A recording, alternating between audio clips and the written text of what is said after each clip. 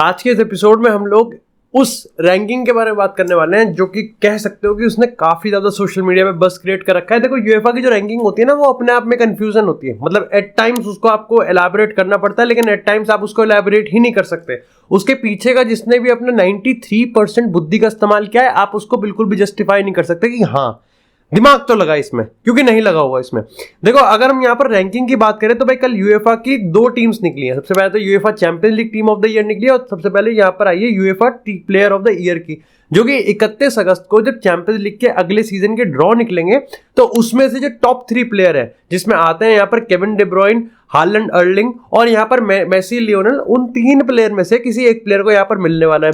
अब of course जहां पर लियोनेल मेसी हो और ऐसे बड़े बड़े प्लेयर्स हो, वहां पर कंट्रोवर्सी ना हो, ऐसा हो सकता है क्या? और उस कंट्रोवर्सी को मैं कवर करके व्यूज ना छापूं, ऐसा भी नहीं हो सकता। खैर देखो, सबसे पहले मैं तुमको लिस्ट बता देता हूं। यहाँ पर मेसी का नाम है, हालैंड का नाम है, यहाँ पर अगर बात करें बाकी अगर हम यहाँ पर बात करें केविन डे ब्रुयने का नाम है। लेकिन इसके बाद अगर हम बाकी के वोट्स की बात करें, किस तरीके से वोट्स बटे हुए हैं, तो सबसे पहले तो यहाँ पर इल्काई गुंडोगान है जो कि नंबर 4 पे आते हैं। उसके बाद रॉड्री है। अगेन मेरे को लगता है कि रॉड्री चैंपियंस लीग का पूरे कैंपेन का one of the best player था। इसके साथ यहाँ पर किलियन एम्बापे आता है, लुका मॉड्रिच आता है, मार्सेलो ब्रोजोविच आता है, डेक्लन राइस आता है, अलेक्सिस मैक एलिस्टर आता है और हेजुस नवास आता है। कौन नहीं आता है? विनीसियस जूनियर नहीं आता है। क्यों नहीं आता है? भगवान जाने। विनीसियस जूनियर की अगर 21-22 सीजन की बात करें, जिस सीजन में रियल मैड्रिड जीती थी, उस पॉइंट ऑफ टाइम पे उसने आई थिंक 20 गोल मारे थे, 21 असिस्ट करे थे and he finished at 9th, despite the fact कि उसने चैंपियंस लीग फाइनल में भी गोल मारा था, लेकिन वो टॉप 10 में आ गया था। अगर पिछले सीजन की बात करें तो उसके लगभग सेम ही है, बल्कि थोड़े से ज्यादा ही है, 1-2 गोल असिस्ट दोनों डिपार्टमेंट में ज्यादा ही है and he still didn't finish in any of the top 10 list. और इससे पता चलता है कि भाई यहाँ पर आपका किस तरीके का क्राइटेरिया, ये हमको समझ में नहीं आया। भाई विनीसियस जूनियर की अगर हम यहाँ पर गेम की बात करें तो in the absence of Karim Benzema, Real Madrid में वो सबसे ज्यादा इन्फ्लुएंशियल था। अब ये भले ही है कि यहाँ पर रियल मैड्रिड चैंपियंस लीग नहीं जीती थी, बट स्टिल अगर हम यहाँ पर बाकी के प्लेयर्स की बात करें, इवन लियोनेल मेसी की बात करें, बाकी बड़े बड़े प्लेयर्स की बात करें, उनके भी जो कंट्रीब्यूशन है वो यहाँ पर चैंपियंस लीग में काउंट किए गए हैं।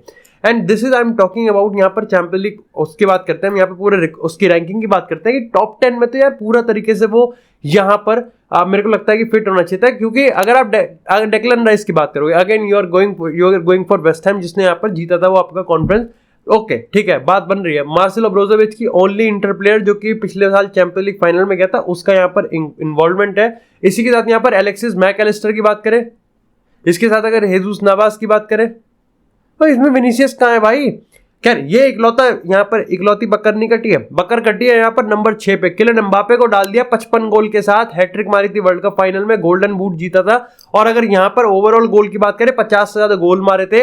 He was easily one of the best player. मैं कह सकता हूं कि उसको सिर्फ एक की ही जो लाइमलाइट थी उसने खा लिया था, and that was Erling Haaland. लेकिन उसके अलावा आप अगर बात करोगे यहाँ पर जिस तरीके से पूरी वोटिंग सिस्टम होता है, तो किलियन एम्बापे का अगर इंटरनेशनल रिकॉर्ड की बात करें और अगर डोमेस्टिक लीग की बात करें तो कोई खास ज्यादा यहाँ पर बीट नहीं करता उसको। और मेरे हिसाब से यहाँ पर उसको इस रैंकिंग से तो ऊपर ही होना चाहिए था, क्योंकि अल्टीमेटली वही वाली बात आ जाती है ना कि यहाँ पर पीएसजी का जो चैंपियंस लीग का जो जर्नी थी वो यहाँ पर इतनी अच्छी नहीं थी, बहुत अंडररेटेड थी, बहुत अंडर अचीव्ड थी। लेकिन किलियन एम्बापे का जो इंडिविजुअल सीजन आ जाता है भाई, वो बहुत ज्यादा सही था।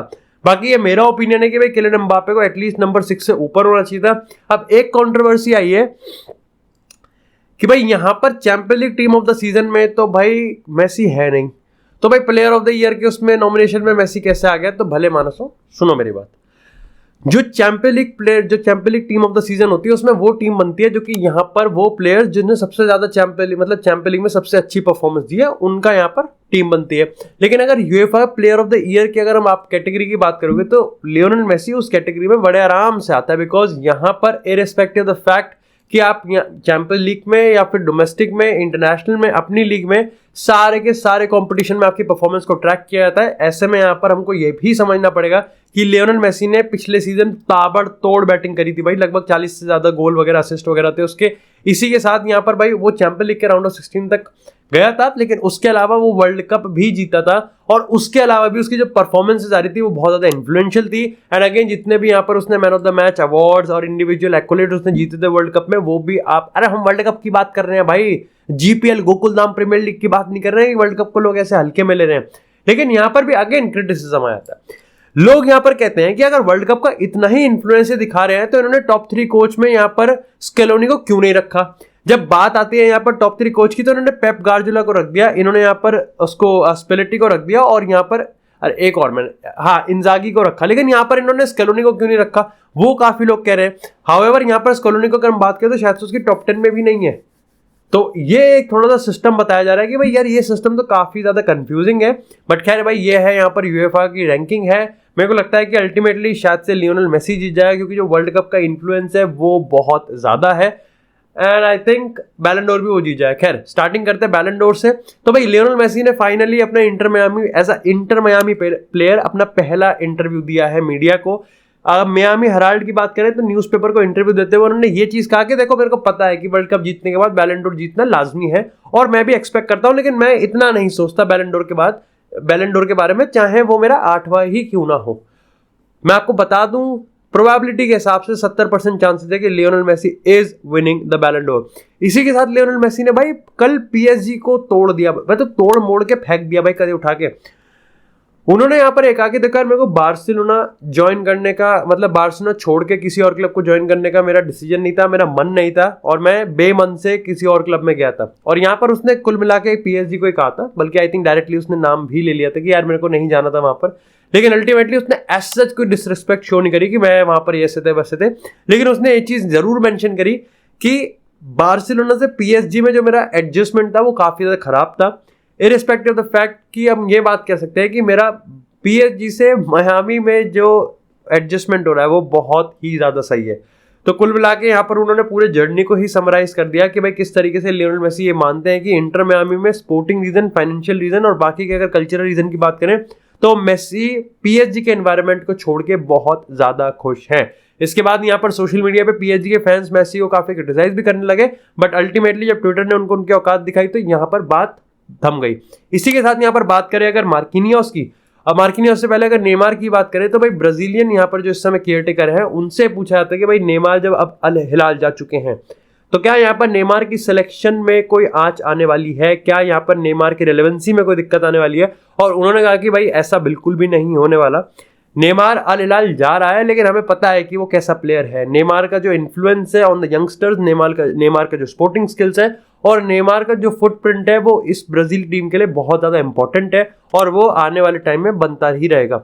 इसी के साथ यहाँ पर अगर हम बात करें नेमार और अल हिलाल की प्रेजेंटेशन के 70,000 से ज्यादा लोग शायद से इस प्रेजेंटेशन, और अगर 70,000 से ज्यादा लोग आने वाले हैं तो ये आई थिंक हिस्ट्री की 3rd बिगेस्ट फुटबॉल अनवीलिंग होगी, जहां पर पहले पे है क्रिस्टियानो रोनाल्डो, दूसरे पे है यहाँ पर डिएगो आर्मांडो माराडोना और तीसरे पे हो जाएंगे यहाँ पर नेमार जूनियर और चौथे पे हो जाएंगे यहाँ पर करीम बेंजेमा, शायद से हाँ करीम बेंजेमा हो जाएंगे।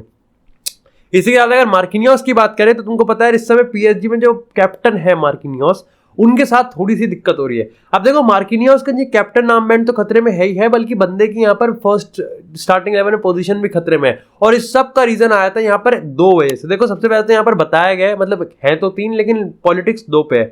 पहली चीज तो ये है कि यहाँ पर नेमार जा चुका है और मार्किनियोस को चीज बिल्कुल पसंद नहीं आई किस तरीके से यहाँ पर पीएसजी ने नेमार को बाहर करने की कोशिश करी अंदर ही अंदर। साथ में यहाँ पर किलियन एम्बापे को किस तरीके से बेंच पे बिठाने की कोशिश करी थी वो भी मार्किनियोस को पसंद नहीं आई। और जापान के जब प्री सीजन में गए थे तो वहां पर उन्होंने इंटरव्यू भी दिया था जिसके चलते उनको बाहर भी बिठाया गया था। हाउएवर इसको बाद में छुपाया जरूर गया था।